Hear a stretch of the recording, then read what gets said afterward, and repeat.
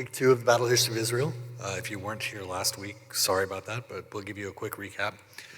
So, again, going to the concept of the Lord is a man of war, the Lord is his name from Exodus, and to be strong and courageous.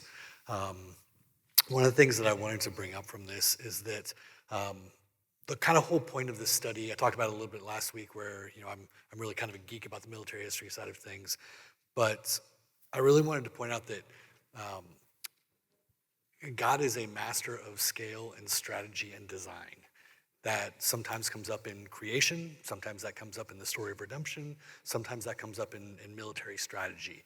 And I think that by going through some of these things, we can pick up from the stories that the Bible tells us that, it's not just the huge things that God's in control of, it's even down to things like how you set up your forts and why you want to burn this city down versus not this city.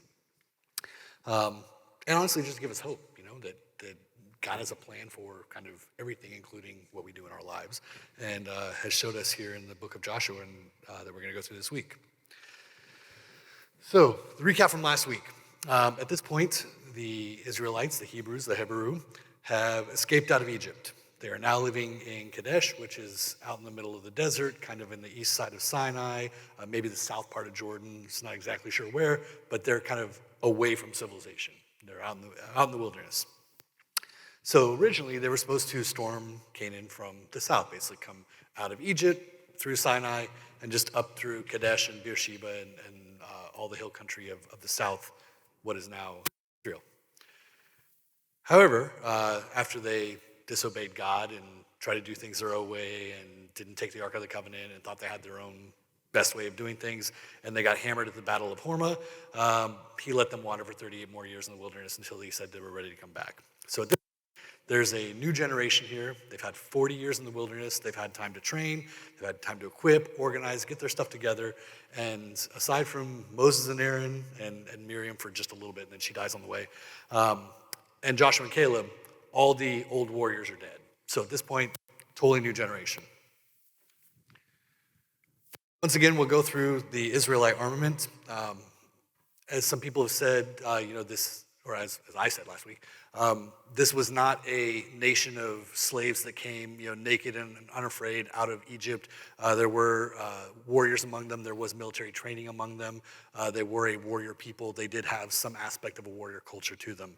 And one of the cool things is that, we talked about the Kidon here, the Sickle Sword from that came from Egypt with them.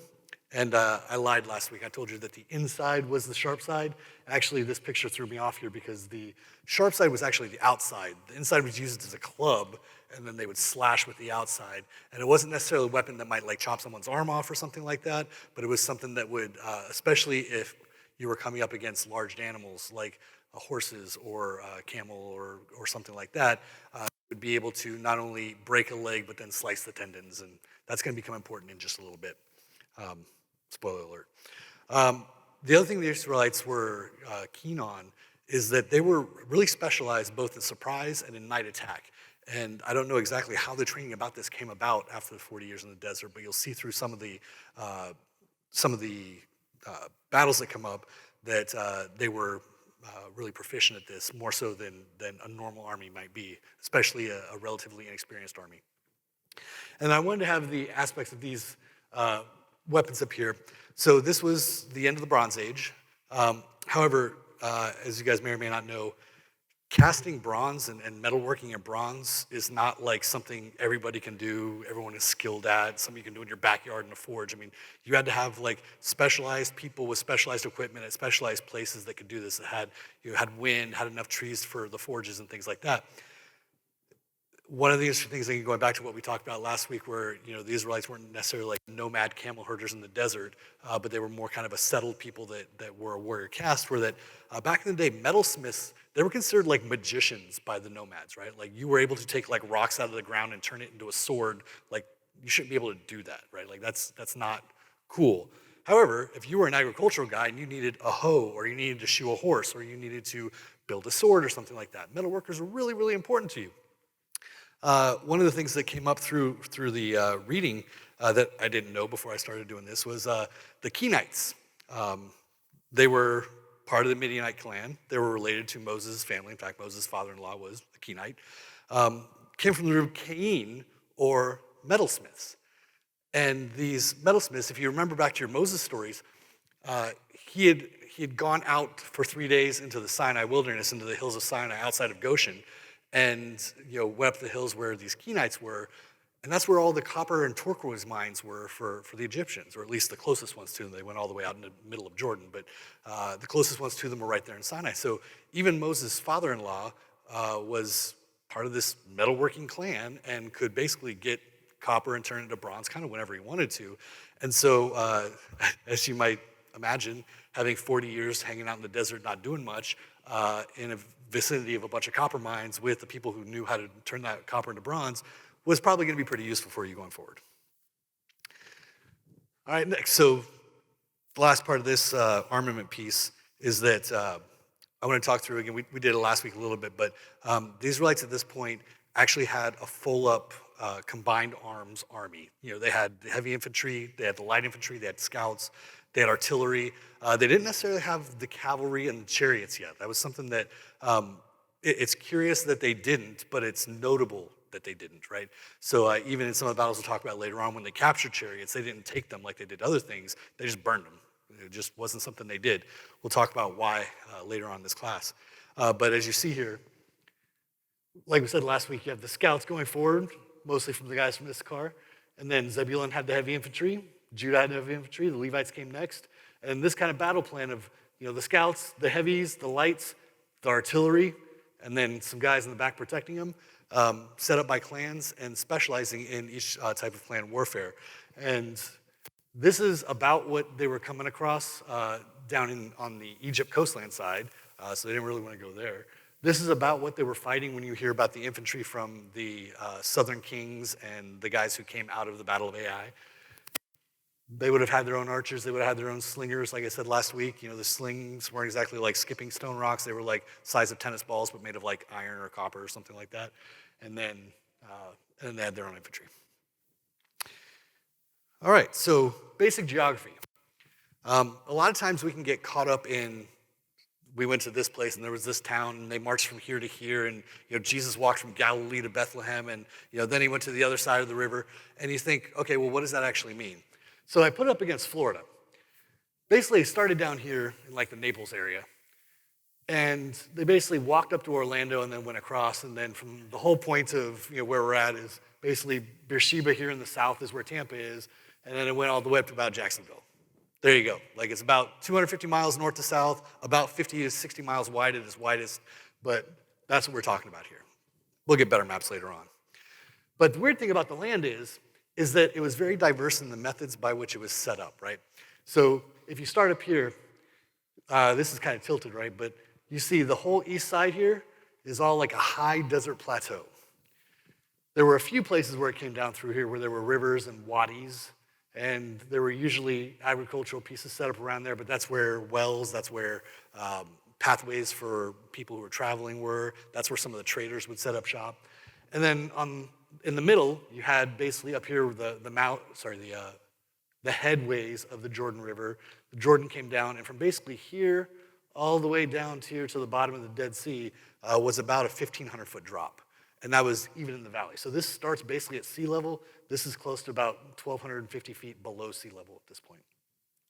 And then you go up into the hillside again going west, and then you have the central Judean hillside here.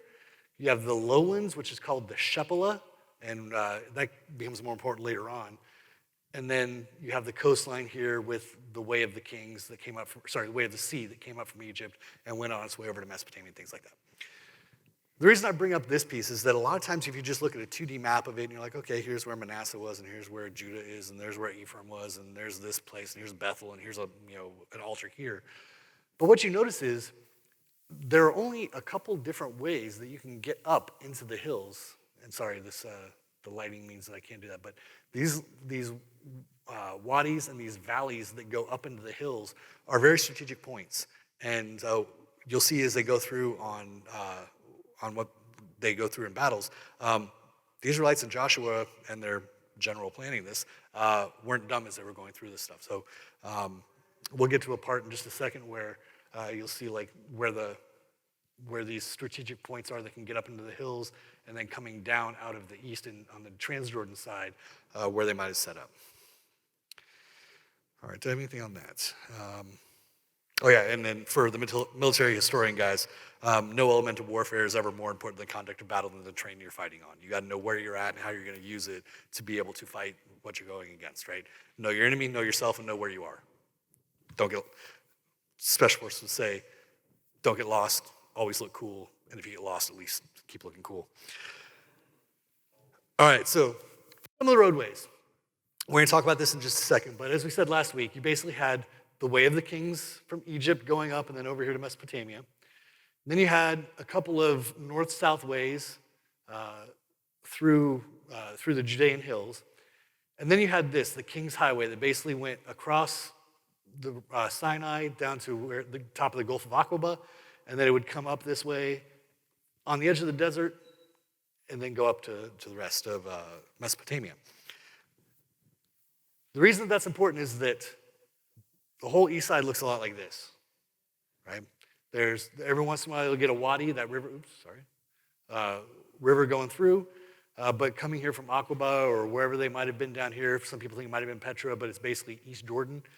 If you follow that way of the kings up, it's important because this road, like I said before, has a lot of wells, has a lot of traveler stations, has a lot of traders who can get you your food and stuff like that, so you're not necessarily having to bring all your stuff through the desert all the way up. Tough part though, as the Israelites are leaving wherever they're at down here and coming up the King's Road, they come across the Edomites right here. This is actually an important piece to talk through because as you go north, like I said before, they were going to just go up from the southern route, hit Kadesh Barnea here, and then march up here through the lowlands. At the Battle of Horma, they lost, and so they had to go back and spend 40 years in the desert. And then they came up here on the east side this time. But they're the Edomites, the Moabites, and the Ammonites before you get to any other ites up here. Well, if you follow the family of Abram and Terah, the Edomites are the sons of Esau, right? So God has promised them their own land down in Edom. The Moabites are the sons of Lot's older daughter, who, and who can really blame them? If I saw, a nuclear holocaust of my town and my mom turned to a pillar of salt, maybe I would want to continue the family line somehow. But whatever that happened, daughter number one got dad drunk, had some kids. Daughter number two thought that was a cool idea, got dad drunk, had some kids. But even though the Moabites and the Ammonites were not children of Israel, they were part of the family of Abram, and God had covenants with them to be able to give them their own land in Edom, in Moab, and in Ammon. So naturally, the Israelites come up, and they know they're not supposed to fight against the Edomites or the Ammonites or the Moabites, and they say, hey, can we pass through your land? This cool road that goes up through here and has all these cool wells and all these things across it goes right through. Can we do that? And the Edomites were like, there's a whole bunch of thousands of you guys, anywhere from 40,000 to a few 100,000, and all your cattle and all your oxen and all your sheep, all your goats and all your kids and all your tents, and there's no way that I'm going to let you come through my land. They basically said, you're going to eat up everything in our land, so no, we're not going to let you. And because the Edomites are protected, God said, Moses said, okay, sure, so we'll kind of follow along out here in the desert and not go up the road, and then come back and check out what the Moabites have to say about us. And the Moabites were like, no, you can't hang out in our land. You're going to eat up everything. There's a whole bunch of you guys, and we're kind of scared of what you're going to do to us if you did. But you're more than happy to stay out here on the desert side and go up the edge here, but we're not going to let you go up the middle of the road. Okay, fair enough. We'll get to the rest of that in just a second. Canaanites, as I said before, this is about what their battle guys looked like, but they also had the chariots that the Israelites didn't have. Notably, the chariots had a heavy spear and archers, so that it was their own combined arms platform. So if you got caught in the flats, it was actually pretty dangerous because they could hit you from far away, and then if you tried to run away, they could run faster than you could, and then if you tried to spear them, they could hit you from a spear farther than you could hit them with a spear.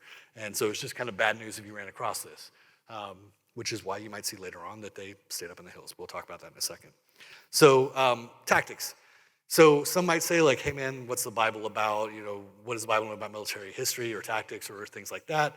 And multiple scholars of both military history, tactics, strategy, and things like that have said that throughout the entire literature of the ancient Near East, the Babylonians, the Assyrians, the Egyptians, the Canaanites, the Phoenicians when they came in, the books of Joshua and Judges are unique in the number and variety of the battle schemes that are gathered. They talked about different ways that they did things. It wasn't just Joshua took Bethel, then he took Ai, then he took this town, then he took this town, then the kings all died. They actually talk about the tactics and the strategies that were used in that. Again, going back to God somehow providing us a way to see what was going on in his mind and getting a glimpse of God and his glory and his strategy. And then the Israelites at this point, though, they were smart enough to distinguish between, it doesn't take a genius, but they had different plans for walled citadels, they had different plans for cities, and they had different plans for the tent villages. And all three of these were kind of the categories that they would come across on their entry into Canaan. So there's basically three phases of the invasion of Canaan, if you want to call it that. One was the conquest of the Transjordan. So, so this is basically other side of the Jordan, right? And that's where Moses was, right? Moses gets to, we'll get to it in a second. Then there's the conquest of the central hill country and the southern kings. And then there's the conquest of Galilee and the north country. And one of the questions I want to have you think about in a minute is, why was there nothing in between the central and the north? Like, what happened there? We'll get to that. All right, so we talked about Edom, Moab, and Ammon. I had this great setup. I was going to talk about Balaam and Balak, but I don't really have enough time to go through that. Let's just say I hope Mark preaches on that someday, because the interplay between Balaam and the king, Balak, and their gods and the Yahweh God was just fascinating. As I said, basically, Moab and Edom were basically north and south lot land, if you want to call it that. And then as the Israelites were coming through, they basically came here, and right outside Mount Nebo, they saw that the Moabites would let them kind of into the country, but there was this, they finally were coming across some people up here called the Kingdom of Sihon and the Kingdom of Og, who did not like the fact that there are these thousands of people coming out of the hill country and trying to take their land. And so when they came up to talk to him, they said, hey, we'd like to pass through your land. And they said, not a chance, and not only not a chance, prepare for battle. And so they did.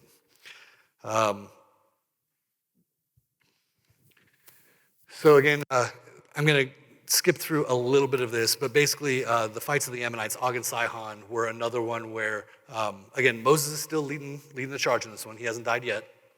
And he basically has Joshua as his second command go up and fight against these walled cities. Now, there's basically 5 ways to assault a walled city. The first is penetration from above. You get some ladders, you get some grappling hooks, you get some rope, and you basically get to the top of the wall, and then you fight down onto the people, right? Number 2 is penetrating through the walls. That's the battering ram, the siege engine, the catapult, things like that. We know the Israelites did not have any of those things as they were coming out of the desert and doing those things. Third one is penetration below. So you basically dig a tunnel under the city walls and pop up on the other side. The tough part about that is that hiding that level of digging is really, really hard, and especially when people know that might be coming, because there's thousands of soldiers standing out there waiting to come into your city. Fourth is siege. Basically starve them out. And then the 5th one is penetration by ruse. And this is the classic Trojan horse story, right? Hey guys, here, just take this big horse that might be full of people, but don't worry about it. And you let it into the gates, and the guys pop out and go from there. The reason I bring this up here is because the fights of the Ammonites, let me back up. The Israelites use almost every single one of these at different points, except for what we would think the normal one, catapulting against a wall, and then at Jericho, it came a different way. But those were the 5 ways, and going back to the piece about how Israel is unique in its history and that they've used so many of these tactics and strategies in such a short period of time against one campaign. We won't talk any more about that, other than God at this point helped Israel, who had no concept of how to fight walled towns, and they were able to take both the kingdoms of Og and Sihon, who were the Ammonites, and once they were basically killed, put to the sword, that's when God says, sweet Moses, your time's up.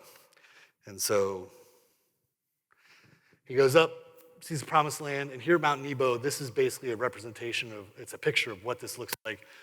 He was able to stand here at the top of Mount Nebo, see the north side of the Dead Sea, and this over here is basically Jericho's right about there, Ai is right about there, and Jerusalem is right about there.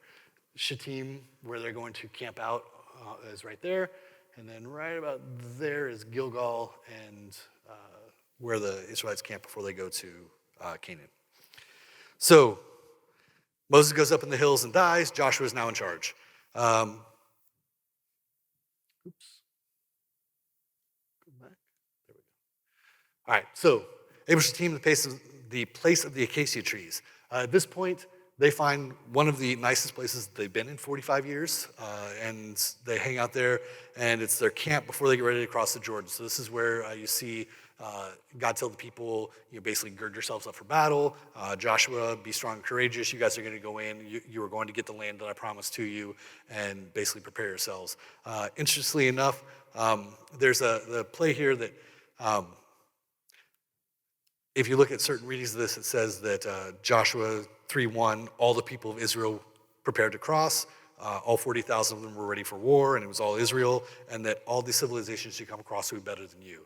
So there's some commentary that says that there were, 1 million Israelites that were going in. Of course, they, won because they overran everybody. And that's not the case. And I think that takes a little bit away from not only the strategies that come up, but also the way the battles were fought and also the way that God made Joshua go through and conduct the campaign the way that he did. An interesting part is that you might miss if you're doing the first reading is that at Abel Shittim here, it says, pack 3 days rations. So everyone packed up their 3 days worth of food, water, got the kids ready, got ready to go. They marched out to the river, and from here to here takes about a day. So they're like, sweet, we packed for 3 days. This is a 1-day journey, no problem. So they get to the river, and they wait. And they wait, and they wait. They wait 3 days. You might say, well, Brian, that 1 day plus a 3-day wait is 4 days. Exactly. God had them pack up the stuff to think that they were prepared for themselves, but then as they waited at the river to see what to do next, he made them rely on him for what they were trying to do next, right? Well, so what's I'll get to that in just a second. So what was the plan here? This is a little bit hard to see, I apologize, but they basically came up alongside Edom, alongside Moab, alongside the Ammonites, and took out Sihon, took out Og, came back, hung out here at Shittim. Moses went up here and died on Nebo, and then they were just going to come through and attack the kind of weak eastern edge of the hill country. There are a couple different ways to get in. One is here at Jericho. I'll have better maps for you later on. Another one is if they would have gone up here to kind of the top of the Jordan and cut across into the Galilean country. You'll see later on why they didn't do that. And the third would have been to go back down and try to go through the south side of the hill on the bottom side of the Dead Sea. For whatever reason, God said, no, I want you to go this way. All right, so crossing the Jordan. There's a ton of stories about this, and one of the cool things is, there we go, the miraculous piece, and some people in the commentaries say, like, okay, well, at this point, God's run out of stories. He's just doing the whole, like, I stopped the water, parted the sea, the guys walked across thing again, right? Except this one's a little bit different. Like I said, the Red Sea or the Sea of Reeds or the marsh areas, that was, relatively tidal. There was an in and out. It wasn't a huge bunch of waves. Wasn't rushing rapids, whatever. Crossing the Jordan at flood stage, which it would have been in the springtime, there was a lot of water coming down. It was coming really quickly, and like I said, going from the headwaters of it all the way down to the Dead Sea was about a 1,500-foot drop in the course of about 100 miles. So not only is this water going fast, but it's going fast and not hanging around the same place very much, right? So you can't think of the Jordan as a place where there's these nice, smooth, big, round, skipping stones that you're used to, nice rolled out pebbles. Think of this as like rubble as you're going across, almost like a ford, you might say, except that it was too deep to have too many fords, right? So one of the things that people have asked the questions of is, well, how did they get across this place? It must have been at a different place than what we thought it is. It's way too deep here, way too wide. They wouldn't have been able to come across. Well, the interesting thing about Jordan is right up in here there's an area as it's coming down up near the Sea of Chinnereth at the time. There's a huge drop, almost like a waterfall. And one of the things that happens, and it happened in 1267, the Ottomans talked about it and wrote about it, happened in 1907, happened in 1936 with the Israelites, that when there are earthquakes, and to be fair, this whole area here is called the Great Rift for a reason. It's because there are two massive plates coming together. There's a lot of earthquakes, a lot of shift. That's how you can have like mountains on one side, mountains on the other side, and then 1,000 feet below sea level right in the middle, right? Well, this place has earthquakes a lot, and one of the things that they've seen is that when earthquakes happen, the steep hillsides that the Jordan's cutting through, because it's going so quickly, dam up pretty quickly. And sure enough, because it's a huge river, rushes a whole lot, that dam is not going to last a whole long time. However, it happens enough that, many people have said, smarter than I am, geologists and things like that, well, yeah, we've seen that when we had one of these earthquakes and landslides in 1907, for instance, that the bottom of the river ran dry. And so,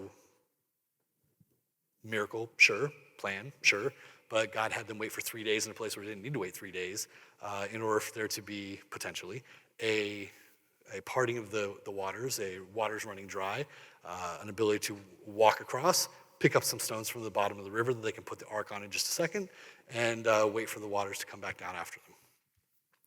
So the thing that I like to say here is that this was, Gilgal was where they camped, right on the other side, on the west side of the river. This was the burn the ships moment. So this is still here. You can see where they collected a whole bunch of the stones and the stories that they put the Ark of the Covenant on top and they built their camp around it. All these stones are stones from the bottom of the riverbed, so they could say, hey man, obviously we pulled this from the bottom of the riverbed. This wasn't just we carved it out of the hillside. And the point of this one was there's no turning back. The water's coming back across and removing the rocks to set up this camp here at Gilgal was meant to say, we're here in the land that God has given us. We're going to have to go through and fight our way out of it to the other side, but there's no going back. We're not going to spend any more time in the wilderness. And so it's the burn the ships moment, similar to Cortez when he got to the New World. He burned the ships to say, we're not going back to Spain. We're going to make our way here. We're going to die trying. So there's a couple of cool things about what they did at Gilgal. So you might think that, somewhere on the order of 50,000 or so Israelites just crossing a river, camping out at this plain. And you can see camping out at this plain right here on Gilgal so they could kind of forage this whole area for food if they needed. But if you see, they're not that far from Jericho. So people at Jericho, they can see what's happening. They just saw 50,000 people come across a river. Something doesn't happen every day. They went back and told their friends, 50,000 people just crossed the river. Something doesn't happen every day. So what does Joshua do? Does he grab everyone together and say, gird up, let's rush them while we got surprised, let's go? Nope. He says, we're going to stop here. We're going to pray. We're going to set up our forges. And I'm going to circumcise every male in this contingent. Now, for the ladies in the crowd, I don't know if you know people who've been circumcised, but for males over the age of 20 to get circumcised, you are out of commission for roughly a week. And that's just like to walk. That's not like, oh, I don't really feel like going up and charging a castle today. It's like, I can't even walk for a week. I won't go there. And so what did Joshua do? He said, we're going to stop right here. And in almost like our first moment of glory, we're going to stop. I'm going to have this ritual, and I'm going to make it so that we all know that this is God protecting us. This is not, my great battle plan. This is not, oh, these guys don't know what's coming. We're going to stop right here. We're going to do this covenant with God, and we're going to make it so that we're showing him, we're relying on him to take over this country that he's given us. In addition to that, like I said, they set up a bunch of forges here, as they had kind of all this land to do so with. The Romans, who came about 1,500 years later, but who had very similar amounts of metal smithing. Their weapons were similar, in spears and swords and shields and things like that. And we have plenty of Roman records that say that basically for every 1,000 guys, you needed about 16 smiths, right? So even if we just assume there's only 10,000 warriors in Israel, which is kind of on the low end, but if we just assume that, you're still looking at about 300 smiths that are needed to be able to to keep this going, right? Luckily enough, they have an entire tribe of people who came with them that are great metalsmithers and chariot makers and things like that. And so they would have had to spread their furnaces around hundreds of, acres of land here for their furnaces. The interesting thing about that, though, is that those aren't portable. You can't build a forge and then pack it up the next day, and next day you build another forge somewhere else. You really need to pick your time to set up how you're going to do it and things like that. And so if you follow back through the book of Joshua and then even a little bit of Judges, you'll see a lot of times they went back to Gilgal. Not only was it their consecrated holy place where they had the Ark of the Covenant up on a stand, but also they would go back and get their weapons fixed, their armor fixed, get some new weapons for people, whatever the case may be. All right, so last piece is that it talks about here how Joshua, was near Jericho when the guys were recovering from their circumcision. And you're like, well, yeah, of course he was near Jericho. And they're like, well, wait, but they don't say he was at Gilgal. He says he was near Jericho. And this is an example of where, again, he was one of the original 12 spies that got sent into Canaan. He was a man who did his own reconnaissance. And so it's telling that the leader of the army on the day before the battle goes up and does his own reconnaissance while his guys are getting ready and just make sure that, it's been 2 or 3 weeks since he crossed the Jordan, and he just makes sure everything is still the way that he thought it was going to be before he attacks. So for the conquest of Canaan, like I said, the plan was that they were going to go in here, across the Jordan to get to Gilgal. They were going to attack Jericho and then make their way into kind of this saddle right here where it was a little bit lower on both sides that they could get through, and then from there get into the kind of the western hill country, the lower hills, do what they needed to do down here, and then try to come back up. The hard part about that, though, was that everyone else can see a map too.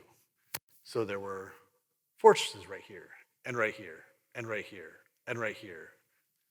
One of the fortresses was Jericho. Man, sorry about that. That wasn't the greatest thing. So Jericho, we've all heard the stories, we've all sung the songs, but I want to get a little bit into, why it was important, right? So it was the first city. They've done some excavation on it, and so we know a little bit more about Jericho than we do other places. Jericho's been inhabited for at least 5,000 years. Since the beginning of recorded history, they've had people there. And one of the cool things about it is that you can tell that this, you can't really see it great, but there was a ditch here, moat you might want to call it, that went around the city. And this whole thing here was about 1,400 meters around, basically a mile around, right? And this top city here was about 8 acres, and then the middle part between the two walls going around the city was about 6 more acres, right? So basically, if you take into account the fact that most people said that in the ancient Near East, you could get basically 250 people living on an acre, that it kind of packs in the size of the town. There's only about 2,500 people in this town. And of that, you figure about a quarter of the town is fighting men at the time, right? Now maybe you can conscript a few, young boys, older men, whatever. But basically, of the 2,500 people max that could be living in this town, there's probably about 600 of them that were military-age males, if you want to call it that, right? Cool thing about it, though, is there's this ditch, there's this perimeter wall. This right here is about 26 feet. This right here is another 20 feet. So basically, if you're standing here at the bottom of the gate and you look up, you've got a 4-story wall going up in 2 separate walls. The other thing about this is that Jericho, they knew they were inside a walled city. They knew they were on the edge of one of these entrances that could come up into the hill country. They knew they were in a strategic place, and so they were well prepared for siege. The spring harvest had just ended, and so they had stations full of grain. Spoiler alert, they burned the city down. The archaeologists have still found there are full buckets of grain all over the place that have been burned, right? And so you look at this and you're like, well, let's go back to how you would take a city like this. In a siege, we're trying to starve them out, right? Well, they have their own well, so that sucks. They're getting water all the time. And they just had a harvest. There's buckets of grain all over the place, so they're not going to starve anytime in the near future. So how are we going to go do this? So the story goes that Joshua was just supposed to march around the city once every day for 7 days, or 6 days, and on the 7th day march around the city 7 times. There's some interesting pieces to this. If you take a look at this and go, well, and the word could be march around, but the word could also be encircle it, right? So depending on which terminology you want to use, it may have just been Joshua saying, hey, everybody, encircle the city. And if you imagine they had about 8,000 to 10,000 people, that means that every 3 feet, there's a line 6 people deep of warriors circling your entire city. So if you look at this the first day, Jerichoites wake up, they look out, and there's just 8,000 to 10,000 people circling their city, 6 guys deep, shoulder to shoulder around the city, just standing there looking at them, doing nothing. And then towards the end of the afternoon, they just march away and go home. They come back next day, just stand there, looking at them. And about dinner time, they turn around and go back home. This happens 6 times. So at this point, there's a couple of things that you can infer. It's not really written in the stories, but you can infer a couple of things. One is that there had been a strategic miscalculation on the part of the guys at Jericho to say, like, once these guys are sitting here and just cross the Jordan River and are camped out in the lowlands, this is the time to go attack them. They may not have known they were all being circumcised and, we're out of commission, but you don't want to let them come at you. You want to generally go at them, their weak point, attack them from the top to the bottom, attack them in their tents, in their camp with their women and children and goats around, not them attacking you. But if you were going to, you would want to be inside the walls and keep it secure for yourself. And that's why, taking a page from Sun Tzu here, Joshua was trying to win without fighting. God was having them just see that there was going to be a long campaign coming. There were going to be lots of battles, lots of casualties. And so at this one, why fight? Just go there and conduct psychological warfare. And on the 7th day, they go up and they march around a few times, 7, and then they let blow all the trumpets, and it just so happens that something happened so that the walls came tumbling all the way down, interestingly enough, on top of themselves, and the archaeology proves this. It wasn't that like a battering ram came in and kind of knocked them over. It wasn't like there was a hillslide that, had some of the hill wash away, let's say the west side here. The walls came tumbling down, except for one spot. And you guys probably know the story of Rahab, the prostitute. I think she's a misunderstood woman, but they call her a prostitute in the Bible. Who am I to say otherwise? Turns out, though, that the interesting story about this also has a military aspect to it. So Joshua sends in 2 spies, intel agents, spies, to seek out the land and see what's going on here. He wants to know how many people are in there, what the quality of life is. It probably sees that they have a whole bunch of grain from the harvest, that they have their own well, that we're not going to take this. But if you sent 2 strangers into a city, they get called out pretty quick. Unless you're in something like a hotel or a prostitute shop. Is that what they call prostitute shops? I don't know. I'll figure that out later on. So it was one of those places where even the spies could go in and be known as, okay, yeah, you're a foreigner, but you probably have some reason to be here, right? But it turns out they got caught. Even the king of Jericho came down to Rahab and said, we know you're hiding some guys, give them up to us. Like, we're about to get invaded, give them to us. And she's like, I know what you're talking about. They're not here. You feel free to search. Meanwhile, she had them climb up on the roof, and then after they got done, she had them climb out the window and out from there. They think that she was on one of these houses on the north side, partially because after the walls of Jericho came tumbling down, the only part of the wall that was still standing was one section of the north side where there had been a couple of rooms that were there and had a window out through the wall into the rest of the countryside. So turns out that, once again, the Bible was probably telling us the truth when it said that the walls came tumbling down, they invaded, they burned everything except for the house of Rahab the prostitute and her family that had been protected because she had sheltered the Israelite spies. All right, so aftermath of Jericho, walls came tumbling down, killed everything except Rahab's family, burned everything except for gold, silver, bronze, and iron. Interesting in a second. And more importantly than almost anything, it ensured that the first battle was a success. Some people look at this back and they go, I don't know why they invaded at Jericho. It was a kind of small rinky-dink thing. It was 8 acres. It was, on one of the 3 ways to get in, but it was one of 3 ways. You didn't have to go through there. Why'd you do that? And then why'd you do it the way you did it? And part of Joshua's thing was he knew there were going to be many battles, and he was trying to get the word out to the Canaanites that we're a fierce army, basically stand ready. And our God told us we'd win, so, you're kind of hosed. So remember this in a second. Burn everything except the gold, silver, bronze, and iron for the treasury of the Lord. First battle of Ai, otherwise known as, thanks, Achan. Turns out that not everything was burned or given to the Lord. Joshua had a couple of missteps at this particular place, much like with Hormah. The first thing he did was he didn't do his own reconnaissance. He sent out some guys to do the reconnaissance for him. And they came back and they said, hey, check it out, Joshua. We don't need to take the whole army with this. Just send 2 or 3 contingents of guys. A couple companies, a few hundred guys. Don't weary everyone else out. We just need a few to go up and we can take this. It's no big deal. He said, sure. Again, didn't check it out himself. He said, sure, that sounds great. Go on up and do it. The 2 or 3 contingents of guys go up to Ai, and they try to attack the wall on their own strength, and they get massacred. In fact, they get beaten back at the wall of Ai, and then as they're running down through the hills, retreat being one of the most dangerous times in any type of battle, goes from retreat to rout very quickly. More guys actually died in the retreat from Ai than they did in the battle itself. So Joshua hears about this, and of course he's not only mad that he lost his guys, not only mad they lost a battle, but he is really, really weirded out because literally they're a week away from God telling him, I'm going to give you this whole land. And so he falls on his face and prostrate before the ark, and he starts praying. And in one of my favorite passages of the Bible, similar to Job 40 and 41, where we get to see sarcastic God, God's basically like, why are you on your face right now? And Joshua says, well, we didn't win the battle. Obviously, we did something wrong. Why are you angry with us? And he's like, I'm not angry with something you did.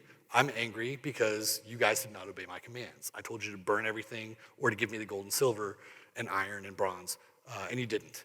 And so Joshua's like, wait, what are you talking about? And so he calls the entire assembly in and basically says, hey, everyone, if you took something, let me know.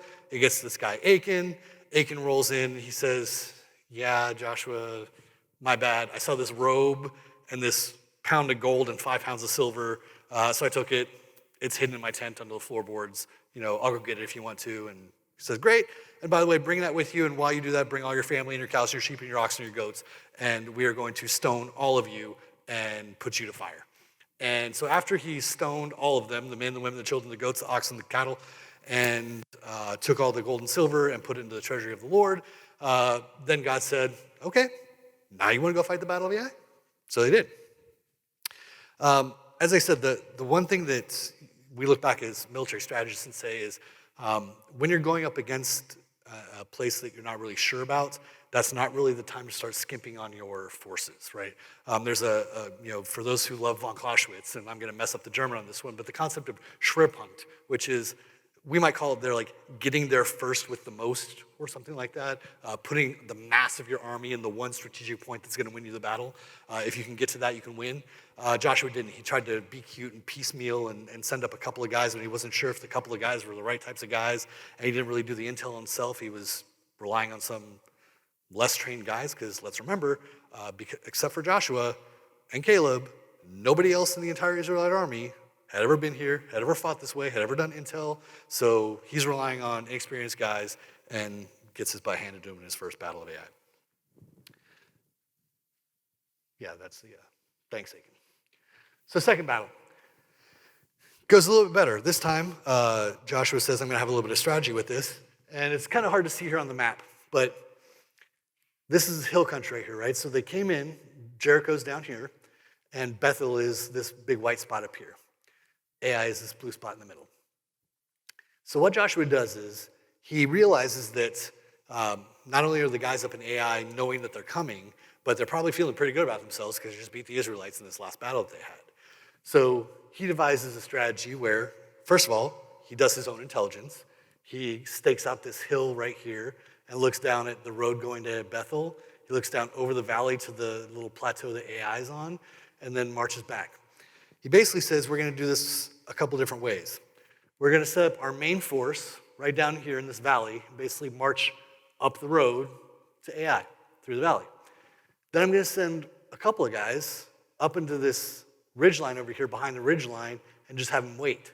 And I'm going to send some more guys around here and have them block the path to Bethel, just in case some guys get out to Bethel, get the word out, and the Bethel people come back to try to do reinforcements. So in this manner, he's got this blocking force here at Bethel. He's got the ambush force here ready to go. Pulls his guys up to the gate, does a feint at the gate, tries to attack. They find out that he is not winning, and so he pretends to run away. In various ways, this has been called the Mongol Retreat, the Sarmatian Retreat, basically the concept of the fake running away. Again, think of like the Battle of Cowpens in The Patriot with Mel Gibson, right? Where he's like, oh no, the British are coming in, they all run away, and the British come over the hill chasing after him, because again, the retreat is generally the time you get to do most of your killing in a battle. And then they come over the hillside, and all of a sudden there's the entire army there that comes down them. Bad day for them. Very, very similar thing happened here. The guys from AI come running out of the gate, down the hill, attacking the Israelites. Joshua gets into a fighting position, and then he has the guys come out of the hill from over here, set up a blocking position here at the gate. Some guys go in, take the undefended city. Some guys come in on the backside of the Canaanites, and the ambush force has one way, Joshua's main force this way. These guys get caught in the middle, and it ends up like everything else. All the men, the women, and children are slain. All the goats are kept this time, because we were only going to kill the men, women, and children this one, but we were going to burn the entire city to the ground. Interestingly enough, to this day, people know where Jericho is. People know where Bethel is. Archaeologists have gone all up and down through here, and it's really hard to find any aspect of AI. They know the battle probably happened. They see, things that look like it should have happened, but it was basically torn brick from brick from brick and burned to the ground. I thought that was interesting. So, at this point, I went too far.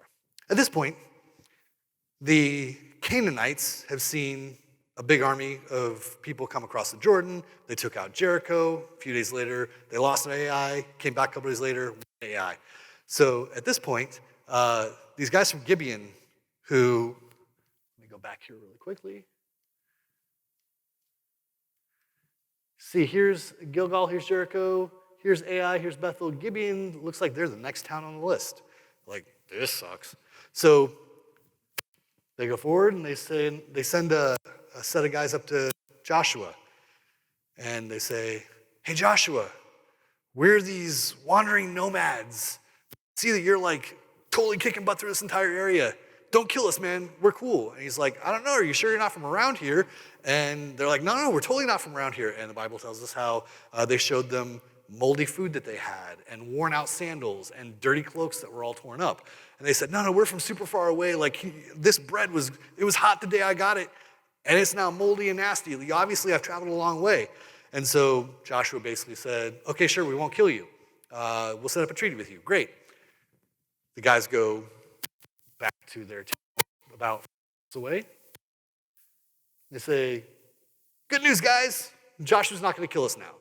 And of course, at this point, all of Israel's grumbling. They're like, hey, they can't double cross us like that. And Joshua basically says to them, because we have made the pact on our own, we have to honor it. We have made the oath before God. We're going to honor this. There's some interesting things that God uses this story to tell us, though. It was going to be really, really hard to get all of these, forget Jerusalem here, but Gibeah, Kirjath, Gibeon, and Igrim. It was going to be really hard to get all of those cities attacked, because they were all spread out just enough that you couldn't have one force go after all of them, but they were all close enough that the four forces could combine against you. And the other thing it says in Joshua 10 later on, that after the other kings found out that Gibeon had signed up with this, they got scared, because Gibeon at the time, they called it a royal city, and it was where some of the best fighters in the land were. So if you take a look at it as, in a way that Joshua maybe didn't know what he was doing, maybe he did, he set up a treaty with probably the strongest set of guys in the land that he was at, aside from maybe the Egyptians and maybe the king of Jerusalem. He set it up to where he now had a treaty with everyone living in kind of this area right here, so that he knew he didn't have to worry about his back, he didn't have to worry about his left flank. He could just worry about going in and then south the way that he was supposed to attack without having to worry about the guy top, that his flank was covered. So, man, I should hurry. Sorry about that. I want to talk about Shechem a little bit. So here is where basically the covenant of Israel came up again. And you had half the Israelites up here on Mount Ebal, half the guys here on Mount, I always mix it up, Gilmish. And in this amphitheater here, he does basically the same thing that Joash does later on and says, we're going to re-say the entire law. And it says that not only were the Israelites there, all their men, their women, and children, but also the aliens and the foreigners who lived with them. And so basically what this pact set up was, it now no longer necessarily has to be that you came from Abraham, Isaac, and Jacob to be an Israelite. If you basically sign up and say that Yahweh is your God and you will follow him and you will get in this covenant relationship with him, you're cool to be part of the country of Israel. And so they set up a covenant here, and then they went on their merry way. So after this happened, again, I apologize, this is a little bit hard to see. So this is east to west, Dead Sea, Mediterranean Sea. They came out of here, they hit Jericho, they hit Ai, and then they went back to Gilgal to prepare. I told you about those 5 kings. Kings of Jerusalem, Hebron, Eglon, Lachish, and Yarmouth. They all get together and say, okay, not only did these guys come in, they won their first 2 battles, but they set up a treaty with the strongest guys up there. We have to take this in our own hands. We have to take this in our own hands now. Basically, either die together now or die separately later, right?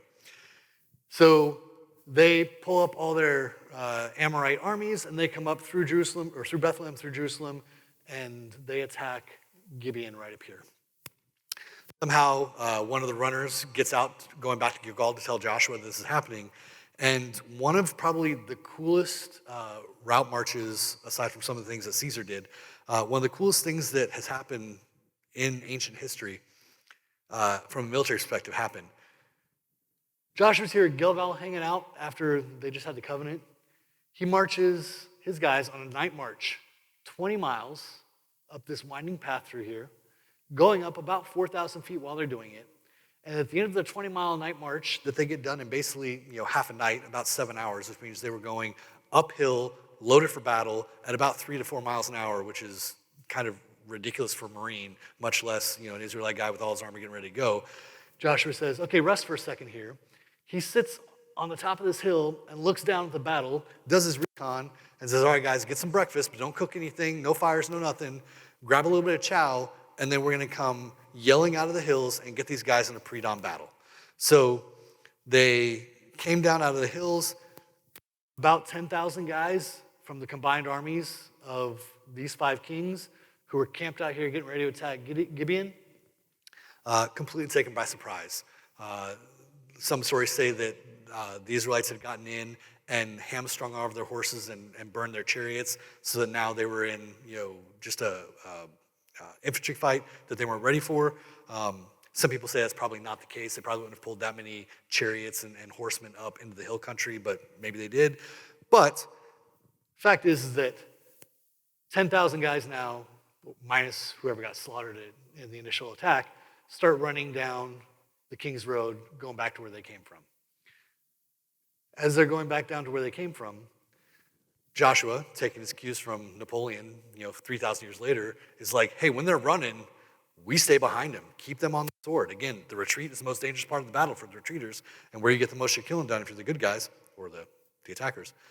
And basically, after spending all night marching 20 miles up a hill, taking a break, and then attacking at dawn down the hills, they spend another 12 miles going down and chasing these guys through this road here.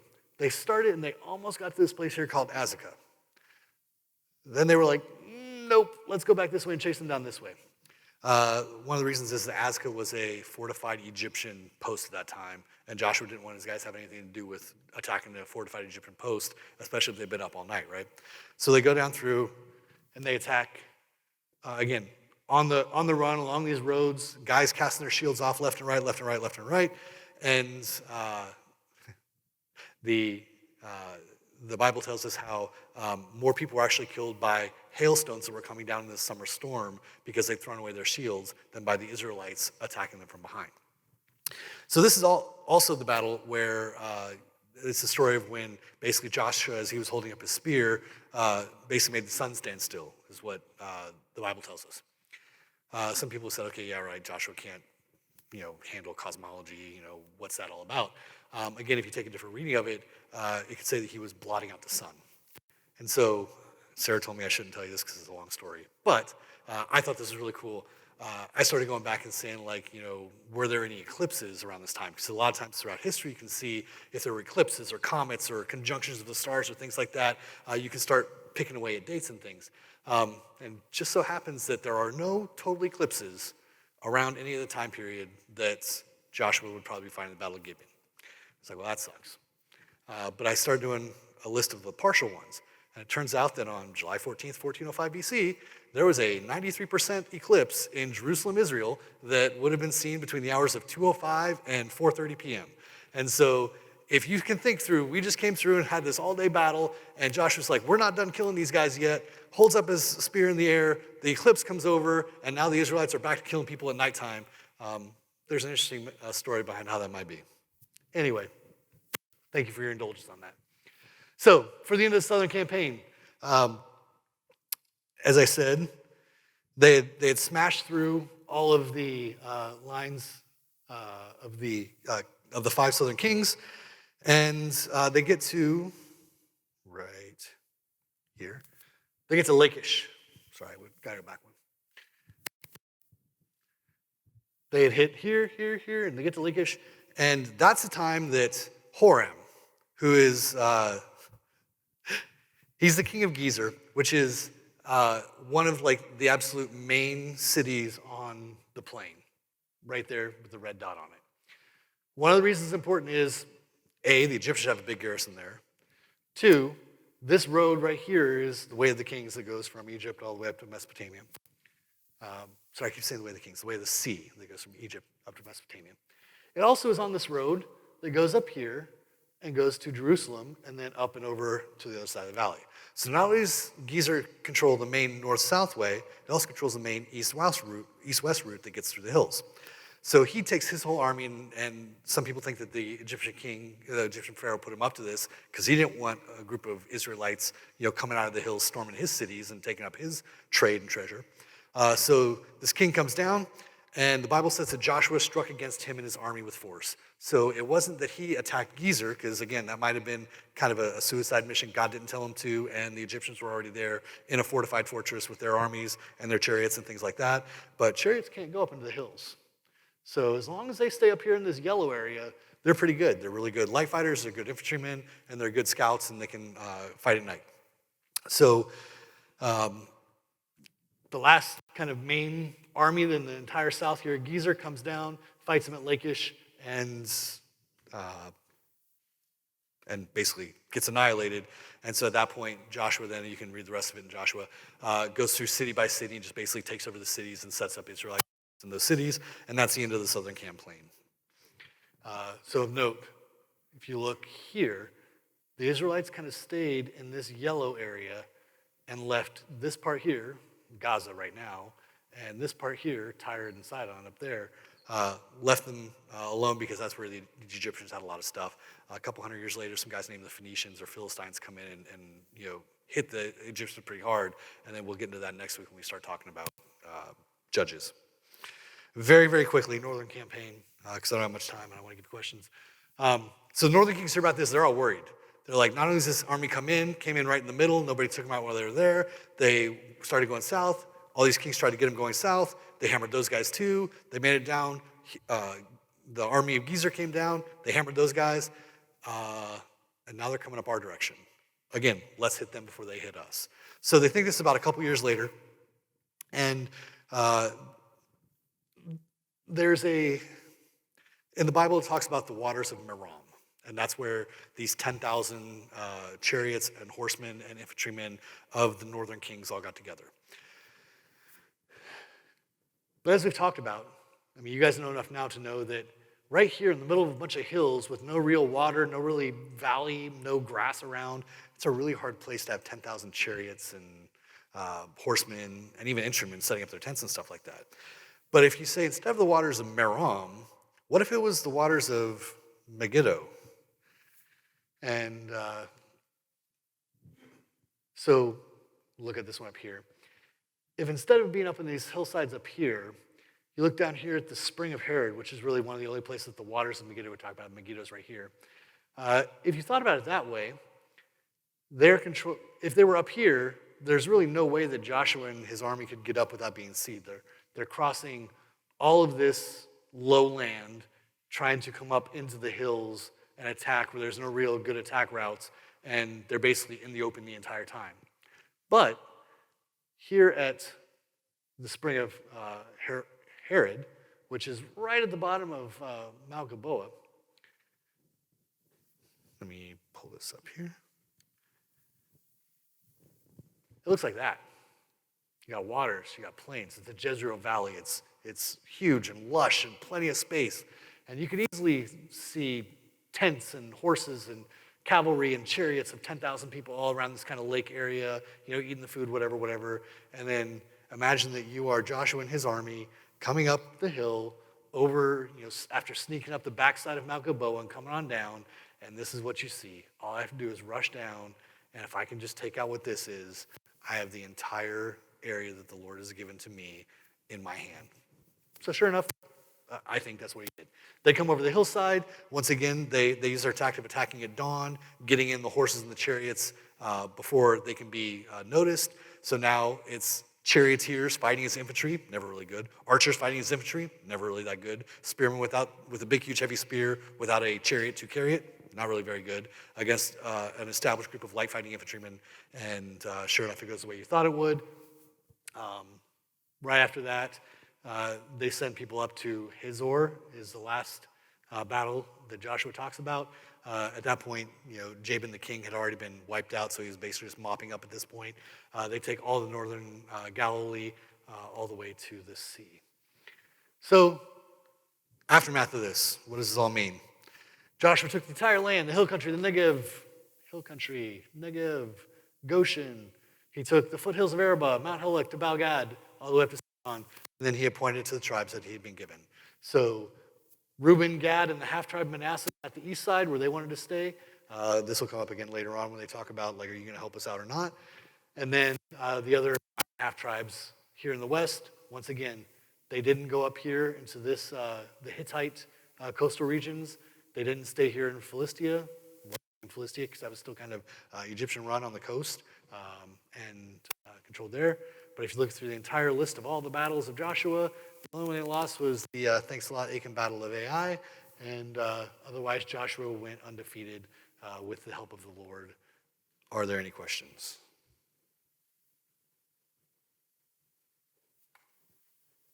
Yes, sir.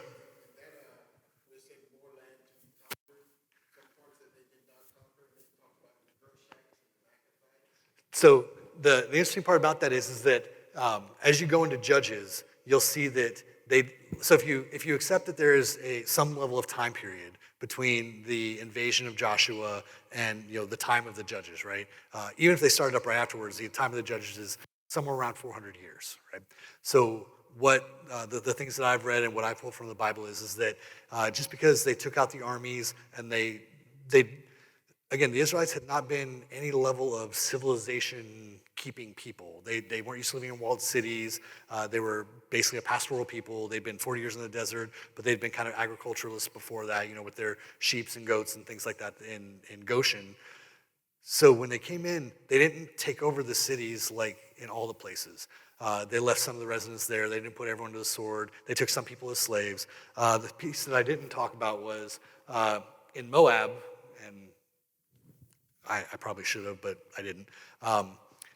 It talks about how even just in the short time that the Israelites were hanging out in Moab before they went and attacked in Sidon and went across the Jordan, that the women of the Moabites were like, hey, why don't you come sleep with us and pray to our gods, and it'll be awesome. And they're like, that sounds great. And God killed 24,000 of them because they had slept with the Moabite women and worshiped their gods. Now, is this saying that Moabite women are horrible and you shouldn't sleep with any of them? No. It turns out that Ruth was a Moabitess, and it turns out that she was in the lineage of David and Jesus, but similar to Rahab for that matter. But it was that they had turned away from the Lord and they had prayed to the other gods, and so he'd killed them there.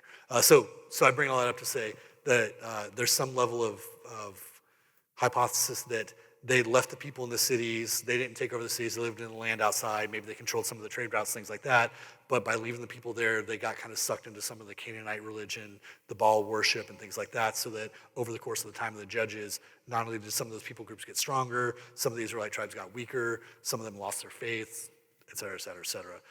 But in terms of Joshua, Joshua basically did his job, did everything he was supposed to do from the Lord, and left. Quick quote on him. The Bible doesn't talk about what happened to Joshua other than he died. The Midrash and some of the Hebrew literature talks about how he married late, he only had girls, but similar to like Cincinnatus, Scipio Africanus, George Washington, hey guys, we just won the big war, I'm going back to my farm and just hanging out. And something that's actually kind of like, to me it's sad, but it shows kind of what the Israelites are going through as they get into Judges. Everyone needed Joshua when it was time of war. He was God's chosen, and he was the general that led them all through all the stuff they were trying to do. And then as soon as the battles were over, they're like, who needs that dude? Peace out. And again, the Hebrew literature talks about how when he died alone. No one even came to his funeral. No one even like said words about him. No one set up a stone to him or something like that. So even the heathen kings got more glory in their life and in death than Joshua did. Any other questions?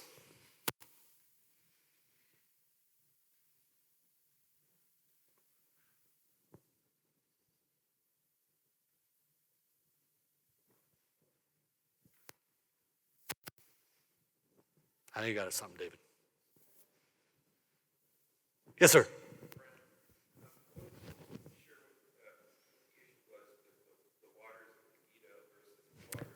Yeah.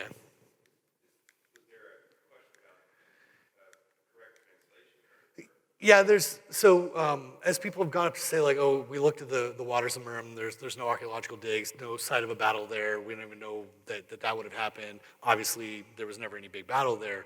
And as people have looked at it, and to take a look at this from the military side, it just doesn't really make a ton of sense that if you were a king gathering a 10,000 person army, whether or not you were of Yahweh, this is, a dry hilltop plateau is not really the place that you would be bringing 10,000 people in to fight people who are still 30 miles to the south of you. It did kind of make sense if you were trying to control the Jezreel Valley and have somebody offer a battle to a group of guys coming down out of the hills so you could fight them and kind of on your turf rather than on theirs in the hillside. But again, it's speculation. It was just something I wanted to bring up to say that it would go to show, once again, God being providential and giving the Israelites a route to rout an army that they probably didn't have the right to be beating. It's not like, the Buccaneers 5 years ago beating the Patriots in the Super Bowl. It's like, playing high school beating the Patriots in the Super Bowl type thing. Maybe that's a bad analogy. I don't know who the horrible high schools are around here, so my bad.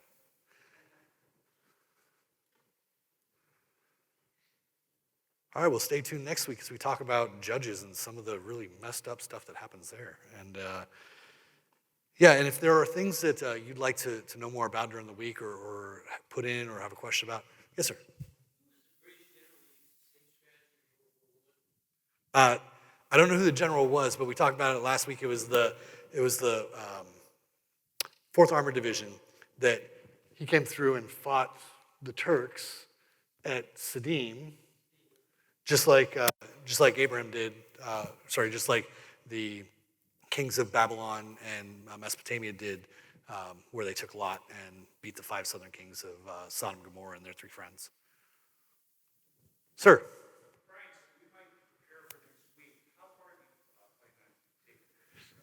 So the plan was, because I went long this week, the plan was to get through basically the battles of David, so that we would go through the Judges. There's some cool things there, but there are some things that we're not getting a whole lot of tactics out. It's just mostly the Bible stories. And I think that, again, you and Pastor Mark teach Bible stories better than I do. But in terms of the military side of things, I think there's a lot of interesting stuff with Saul, with David, how Saul lost, why David was winning, what his battles look like, and then even up to the Uriah and Bathsheba story, and then follow it up with the last part of like basically the downfall of the kings and the Babylonian conquest in week 4. Yes, sir.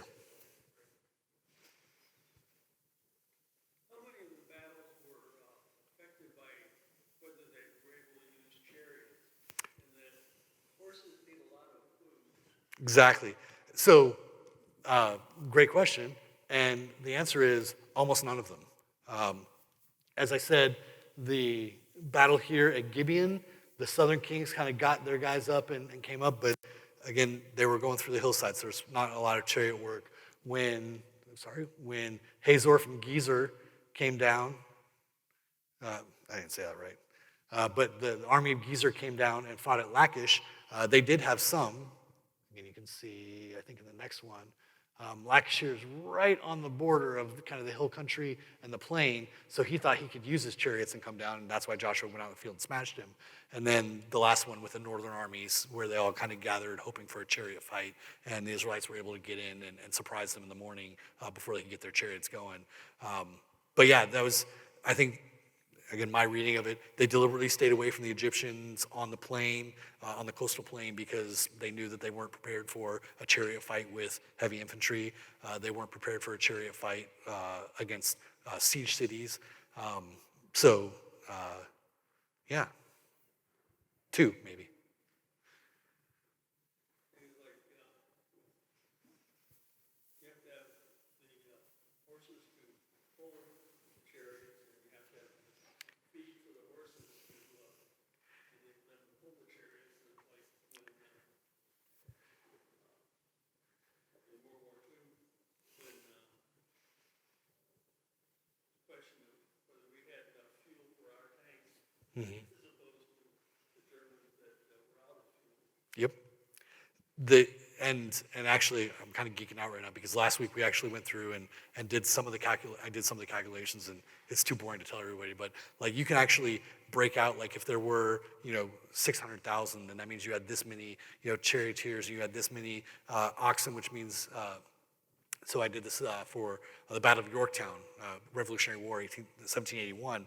And when Washington disengaged from New York City and came down to fight at Yorktown because he couldn't take New York, but thought he could kind of cut off the advance of the British in Virginia, they actually have letters saying, for this many oxen, you need this much poundage of hay and silage, and you need to have this many oxen per cart, and if you have this many carts, you have to have this means this much wood, and they have all these logistical letters and background from 1781, but it's horses didn't get skinnier over the course of 4,000 years or whatever, right? I mean, you can do a lot of the extrapolation, just say like, man, if it was that the Israelites had a fleet of chariots or something like that, they would have had to add so much more silage and people carrying things, and then it just becomes this, I have to have more oxen to carry more hay for the more oxen to carry more hay for the horses, but now I have to have cows, and just, it expands it, logistically into a nightmare, which I think is one of the reasons that God probably told them, have your heavy artillery